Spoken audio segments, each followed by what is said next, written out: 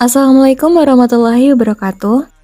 Hello everyone, I'm Wenny Prameswari. Well, in this video, I will give answers to questions in order to complete my midterm task. Question number 1. Why is it important to teach English for young learners?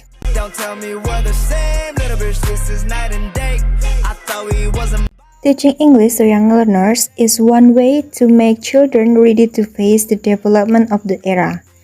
Teaching English to young learners really helps them in developing language skills, communicating, and also expressing themselves because at that age, children tend to absorb what they learn more easily. Usually, young learners have a high curiosity about something new. So, early introduction to English can help them to develop language skills based on what they like. Questions number 2. How do young learners grasp English subject in the process of teaching and learning activities? As we know, young learners are great imitators. Usually, they learn by observing and following what the teacher says. When they find something new and unfamiliar to them, they will try to find out more by asking questions and asking the teacher for an explanation. For example, when they find a new vocabulary in English, they will ask the meaning of the word and subconsciously they will say the word repeatedly so that it will be stored longer in their memory. Questions number 3. What should teachers do when they find lost students in their classroom?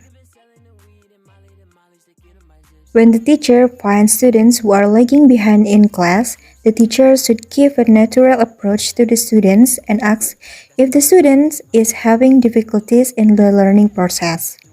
Teachers can pay more attention to them by making them to be more active in learning process.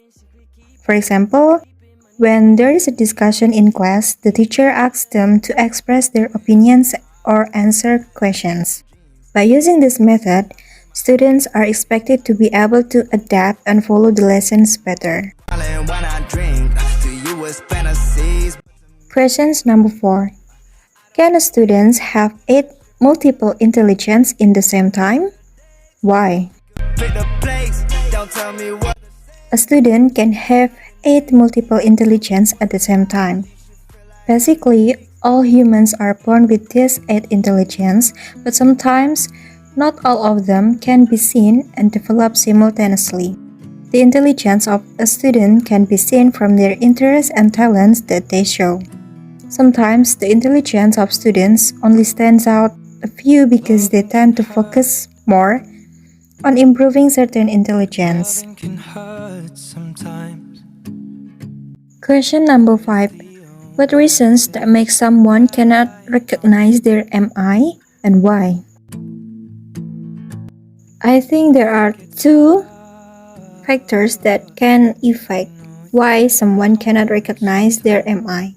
The first one is lack of self-sensitivity. Sometimes we cannot realize our MI because our mindset thinks that we are just ordinary people who don't have certain talents. But actually, since we were born, we already have those intelligence.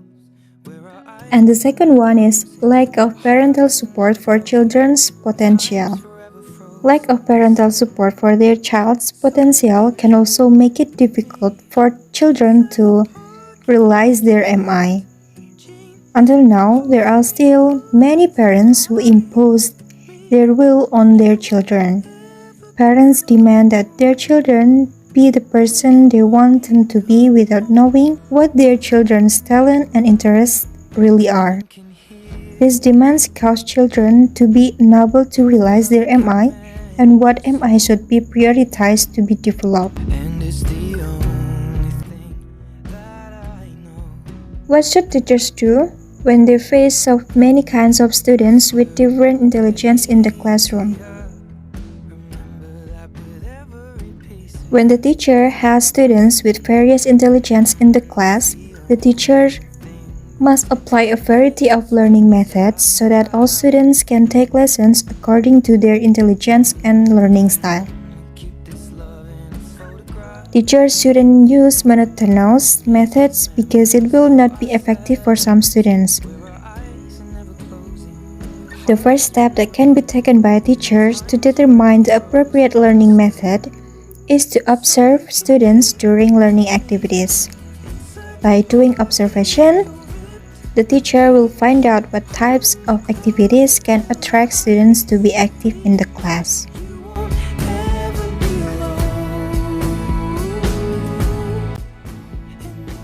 Question number 7. What an ideal teacher should be?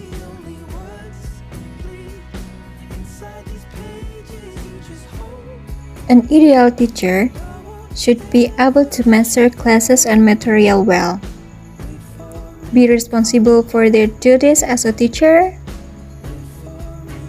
have broad insight, be able to understand and communicate with students well, be able to choose appropriate learning strategies and methods for students, be able to treat students fairly, and providing motivation and examples to the students to become someone with a good personality.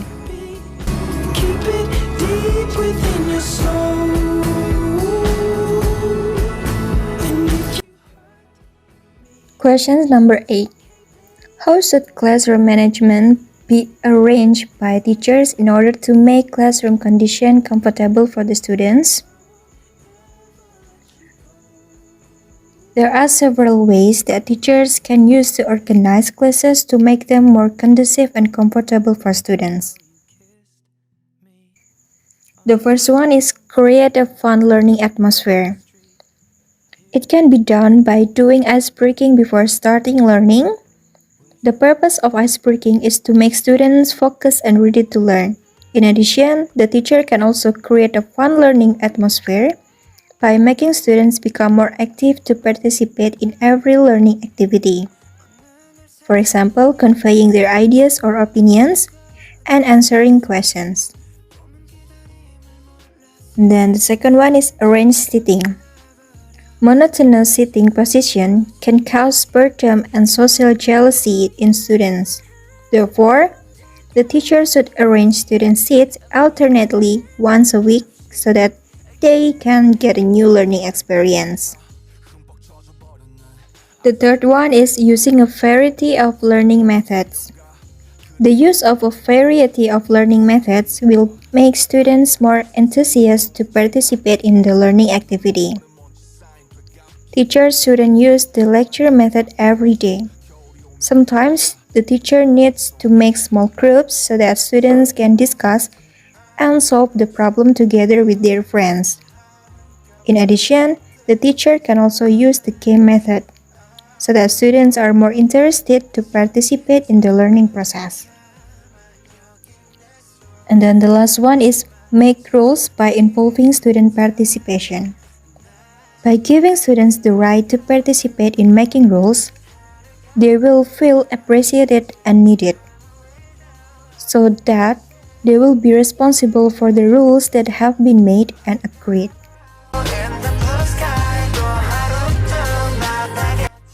Question number 9. What is the meaning of open-ended activity center? Open-ended activity center is learning activities that are not limited to certain rules. In this activity, students are free to learn in their own way. This activity aims to develop students' potential. In addition, this activity is also very useful for developing students' critical thinking skills, fostering creativity and innovation, increasing the courage to express opinions or ideas, and also increasing social skills. Question number 10. Why should teachers have many kinds of teaching strategy to teach MI students? By having a lot of teaching strategies, it will be easier for teachers to develop lesson plans that will be carried out and anticipate things that don't run well according to the plan. Because we often see that the learning process isn't in accordance with the plans that have been prepared, because certain conditions occur that make the teacher have to look for other alternatives so that learning can run well and effectively. In addition, when a class has students with different MIs, the teacher needs to prepare many teaching strategies so that all students get learning activities that suit their learning style or intelligence. Question number 11. What should non-English teachers do to integrate their English subject with other subjects?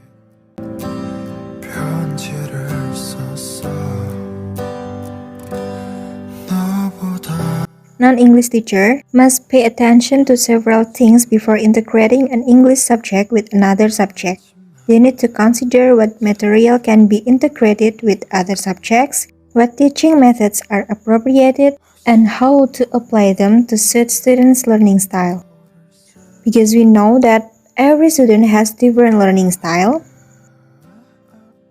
As we know, there are 3 types of learning styles. They are visual, auditory, and also kinesthetic. The teacher must adapt to all types of learning styles. For example, a math teacher wants to teach material about the number of objects. The object here is pencil, using English. When they want to teach students with a visual learning style, the teacher can show a pencil directly to students so that students can remember that the word pencil refers to the objects that are usually used for writing. And to teach students with an auditory learning style, the teacher can explain to students that a pencil is an object used for writing so that students can imagine, oh, this thing is a pencil. And the last one is to teach students with a kinesthetic learning style. Teachers can teach in a practical way or do activities that involve movement. For example, the teacher asks students to count the number of pencils they are holding. Question number 12. Can young learners master all English material when they are in elementary school? In my point of view, young learners can master all English material when they are in elementary school. However, of course, it doesn't happen to all students. As we know, there are many factors that influence the success or failure of students in mastering the subject matter. The ability of students who like English subjects and learn it seriously will definitely be different from students who are not interested in English subject. Students who like English will be challenged to learn more deeply and understand all material well. They definitely have a target to get high score in English subjects. Meanwhile, students who are not interested in English subjects will be burdened so they cannot enjoy every learning process. They tend not to care whether they master English well or not. Question number 13. Is there any differences ability for the students when English is taught in different level of age? Of course, there are differences in the abilities of students taught English at different age levels. As we know, as we get older, a person's ability to learn language tends to decrease. When English is taught to young learners, they will learn it faster because they are in the golden age where their brains are still working optimally to learn many new things. It's really different from students who are over 12 years old. Their brain's ability to learn everything is decreasing. They also tend to lose their focus easily. Question number 14. How should non-English teacher do in the classroom for integrating English and other subjects? So, non-English teachers must pay attention to several things before integrating an English subject with another subject. They need to consider what material can be integrated with another subject, what teaching methods are appropriate, and how to apply them to suit students' learning style. Because we know that every student has different learning style, there are 3 types of learning styles. There are visual, auditory, and also kinesthetic. The teacher must adapt to all types of learning style. For example, a math teacher wants to teach material about the number of objects. The objects here is pencil using English. So, to teach students with a visual learning style, the teacher can show a pencil directly to students so that students can remember that the word pencil refers to the objects that are usually used for writing. To teach students with an auditory learning style, the teacher can explain to students that a pencil is an object used for writing so that students can imagine, oh, this thing is a pencil. And the last one is to teach students with a kinesthetic learning style. Teachers can teach in a practical way or do activities that involve movement. For example, the teacher asks students to count the number of pencils they are holding.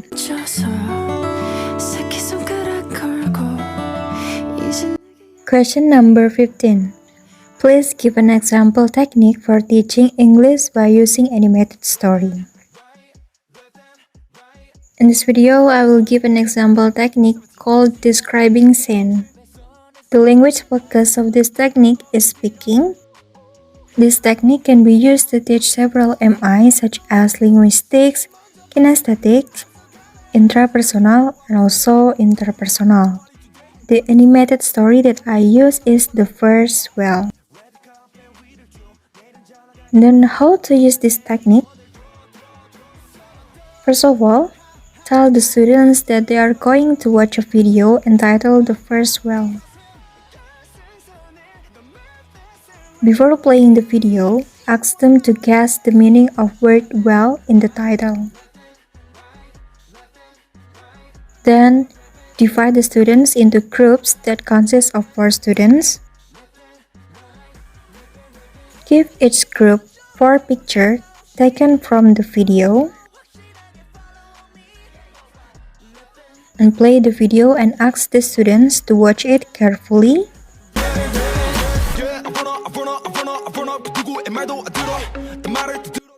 After watching the video, ask them if they understand what well means.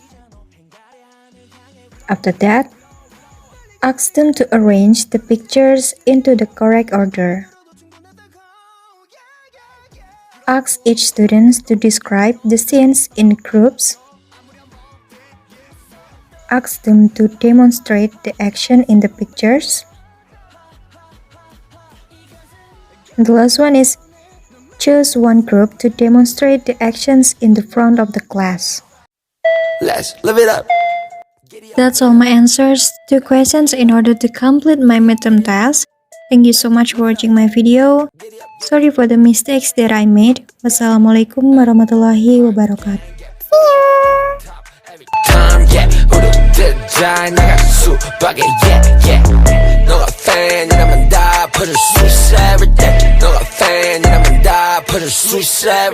Let's live it up. Giddy up, giddy up.